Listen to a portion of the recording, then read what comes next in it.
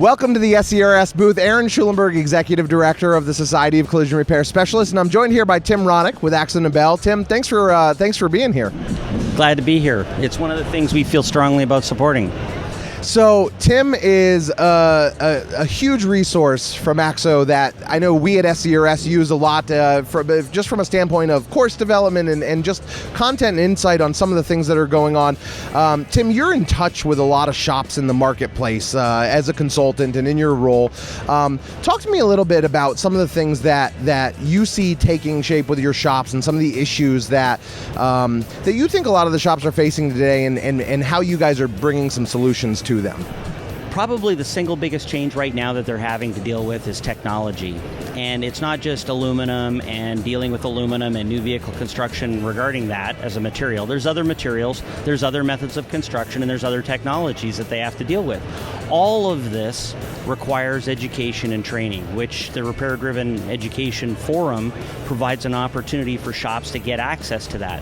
Akzo has always been a company that's an innovator, and we look at innovation very strongly. And because of what you've done to help drive those needs to the shops, we're working with you guys to help create content that's specific. And to that end, the technology that they need to adapt to right now, a lot of the shops, they're not looking at it, and they're maybe making some repairs that they're just ignorant as to how the proper repair is. It's not malicious, it's not something they're doing intentionally, they just don't know. And so the absence of the training, knowing that the new vehicles with the ultra high strength steel side panels, if they get damaged, it's a cut off and replace. There is no repairing. Even though it looks like a minor little ding, that minor little ding will dramatically affect the crashworthiness of that vehicle after the repair.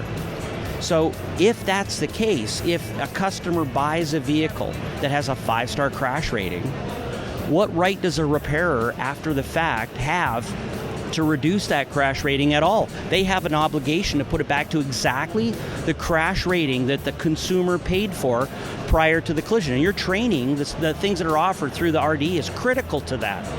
So, it's interesting that you bring that up because I think it brings up a really important point. You obviously work for a paint company, and yet so much of the focus of that conversation and a lot of the things that you deliver as far as tangibles through our program and through the things you do really have nothing to do with paint. They have to do with helping your customers be better at business and better understand what's going on around them.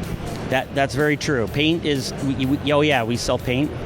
But the reality is, as a solution provider to a collision center, they need more help than just getting an accurate color match or being able to retrieve electronically a color formulation from a little box that sticks on a car.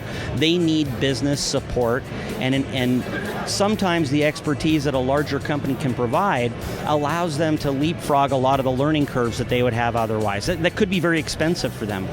So you have a great session that you did yesterday, investing in your... Paid for investing. Yeah. Getting paid for investing in your business, which is obviously something that a lot of people who are here at the SEMA Show are doing. They're investing in their business through both education and through equipment and things along those lines. And I think things like that tie in perfectly. It's really awesome to have the support of a company like AkzoNobel, to have you guys both as speakers, but also as a supporter of the education program, and then also through the OEM Collision Repair Technology Summit as well, because I think that fits into all the things you mentioned.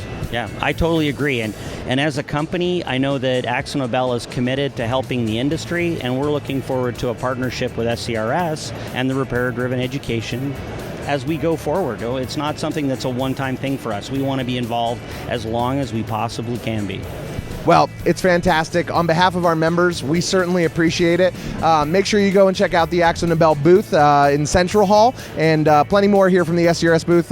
Looking forward to catching up with you later today.